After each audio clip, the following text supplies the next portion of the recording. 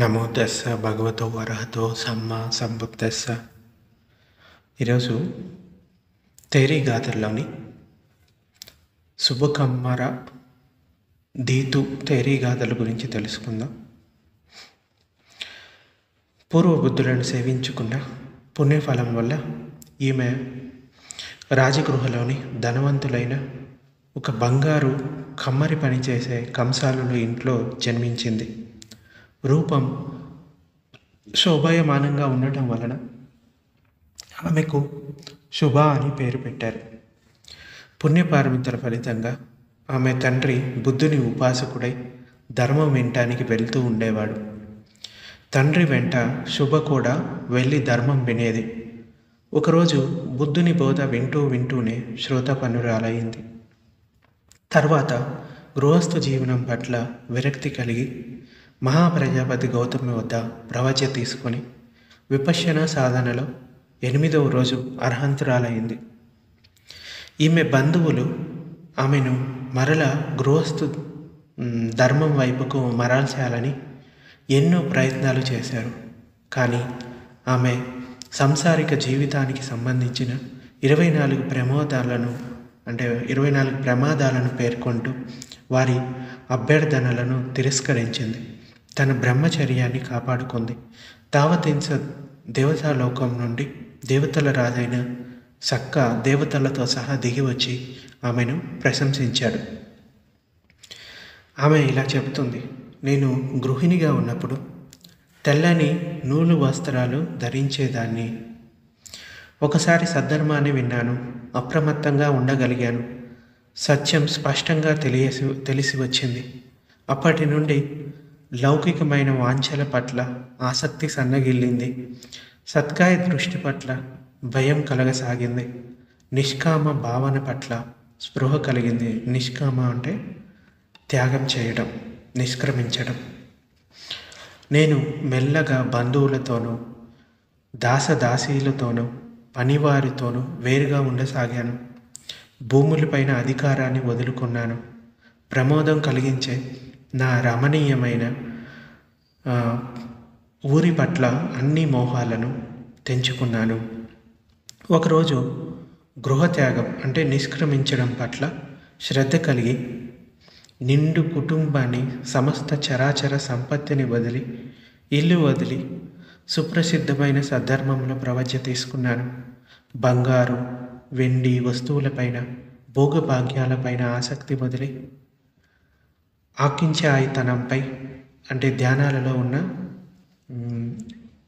ఉన్నతమైన స్థితులు, ధ్యాన సమాపత్తుల పైన, సమాధి ధ్యానం పైన మనసుని లగ్నం చేసి ధ్యానం చేయసాగాను.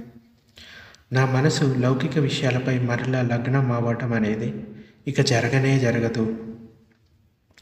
జ్ఞానాన్ని పొందడంతో పోలిస్తే ఈ వెండి బంగారాలు ఎందుకు పనికిరావు, శాంతినివ్వలేవు. శ్రమణులకు పనికి వచ్చే శ్రేష్టమైన సంపదలు ఇవి కావు. వారికి ఈ వెండి బంగారాలు సంపదలు అన్నవి అనుకూలమైనవి కావు. వాటిని పొందటం వల్ల మోహము, లోభము, మదము, మాచర్యాలు కలుగుతాయి. రజోగుణం వృద్ధి చెందుతుంది. అనుమానాలు, వేగిరపాటు, పరితాపం కలుగుతాయి. ఈ సంపద స్థిరంగా ఉంటుందా అంటే అది లేదు. వెండి బంగారాలపై ఆసక్తి కలవారు తమ కోరికలకు బానిసలవుతారు. వారి చిత్తంలో క్లేశాలు ఉత్పన్నమవుతాయి. భోగ లాలసత్వం పెరిగి ఒకరినొకరు తన్నుకు చేస్తారు. వారిలో శత్రుత్వం వృద్ధి అవుతుంది. కామవాసనలు కలవారు పీడితులై అంటే దుఃఖితులై, బందీలై నశించిపోతారు. కామాసక్తి కలవారు యుగ యుగాలుగా వ్యసనపరులై వ్యాకుల పడతారు. ఓ బంధువులారా, హితులారా, నన్ను మళ్ళీ ఈ కామ విష వలయంలోకి లాగడానికి ప్రయత్నిస్తారు ఎందుకు? మీరు నాకు మిత్రులా లేకుంటే శత్రువులా? కామం పట్ల భయం కలిగే కదా నేను ప్రవచ తీసుకుంది. చిత్తమలినాలు వెండి బంగారాలతో వదలవు. భోగ విషయాలన్నీ నిజంగా శత్రువులే. నిర్దయగా ప్రాణాలను తోడేస్తాయి, శిరస్సును ఖండించి వేస్తాయి, మనిషిని ముళ్ళ తాడుతో కట్టిపడేస్తాయి. ఓ బంధువులారా, మీకు తెలియదా, నేను తలను బోడి చేసుకొని చీవరాలను ధరించి ప్రవజ్ఞ తీసుకున్నానని? నా మేలు కోరని శత్రువుల వలె మళ్ళీ ఈ విషవలయంలోకి ప్రవేశించమని ప్రేరేపిస్తారెందుకు? భిక్షాటన వల్ల లభించే మిగిలిపోయిన అన్నంతో జీవిస్తూ చిరిగిన గుడ్డపేలికలను కలిపి కుట్టుకున్న చీవరాలను ధరిస్తూ అనగారిక అంటే ఎటువంటి ఇల్లు లేని జీవనాన్ని సాగిస్తున్నాను. ఇది నాకెంతో అనుకూలంగా ఉంది. ఇది ఎంతో గౌరవనీయమైన అలౌకికమైన భాగ్యము. ఈ మార్గంలో ఎందరో మహానుభావులు క్షేమమని తలచి తృష్ణను వదిలి తరించారు. లౌకిక భోగభాగ్యాలను వారు వాంతి చేసుకున్న పదార్థాల వరే అసహించుకుంటున్నారు. అచంచలమైన సుఖాన్ని పొందారు. బంధువులారా, నన్ను కామభోగాల కొరకు కవ్వించకండి. వాటిలో పడిన వారికి రక్షణ లేదు. అవి ప్రాణాలను హరించే శత్రువు చేతిలో ఉన్న శస్త్రాలు. మండే అగ్నిపుంజం వలె కాల్చి చంపే కష్టాలు. కామమోహాలు ఆపదలకు నిలయాలు. భయానక ద్వేషకారకాలు ముళ్ళ వలె గుచ్చుకుంటాయి. అవి చీకటి గుహల వలె మన జ్ఞానపు వెలుగును నాశనం చేస్తాయి. కామభోగాలు ప్రమాదకరమైనవి. పడగ విప్పిన పాము వలె కాటు వేయడానికి సిద్ధంగా ఉంటాయి. కేవలం మూర్ఖులు మాత్రమే వాటి పట్ల ఆనందాన్ని వ్యక్తం చేస్తారు. వారందరూ అంధులు, గుడ్డివారు, అడవి మనుషులు. లోకంలో ఎక్కువ మంది జ్ఞానం లేని వారే.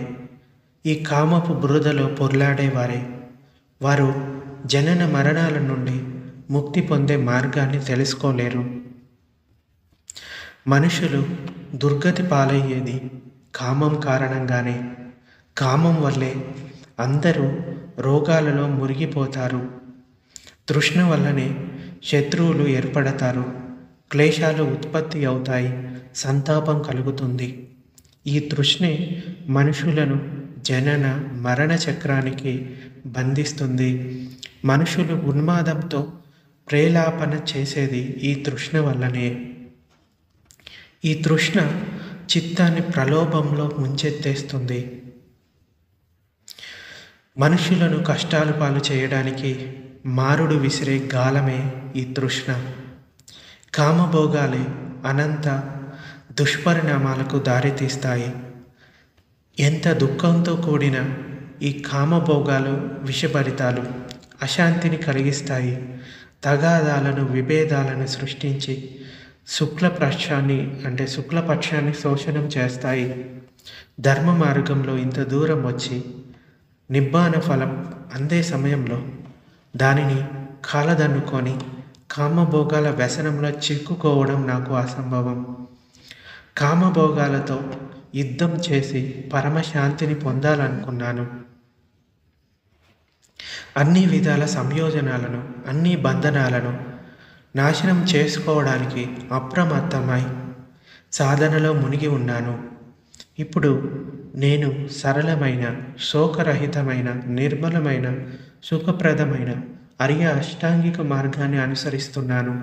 ఈ మార్గాన్ని ఎందరో గొప్ప గొప్ప మహర్షులు అనుసరించి భవసాగరాన్ని దాటిపోయారు. ఈ విధంగా దృఢ నిశ్చయంతో ధర్మధారణ చేస్తూ ఈ కమ్మరి వారి పుత్రిక శుభ భిక్షు ఉపసంపద పొంది చెట్టు నీడలో ధ్యానం చేస్తూ ఉంది చూడండి.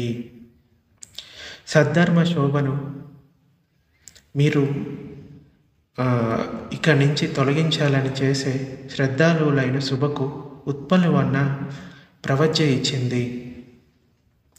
ప్రవజ్ఞ తీసుకున్న 8వ రోజునే 3 విద్యలను అతిక్రమించి ఆశ్రవరహితమైన మృత్యువుని జయించింది, నిబ్బానాన్ని పొందింది. మనోవికారాలన్నిటిని వదిలించుకొని రుణ విముక్త భిక్షను భుజించుతూ ఇంద్రియ సంయమనం కలిగి అన్ని యోగాల నుండి, ఆశ్రవాల నుండి ముక్తి పొంది కృతాకృతురాలంది.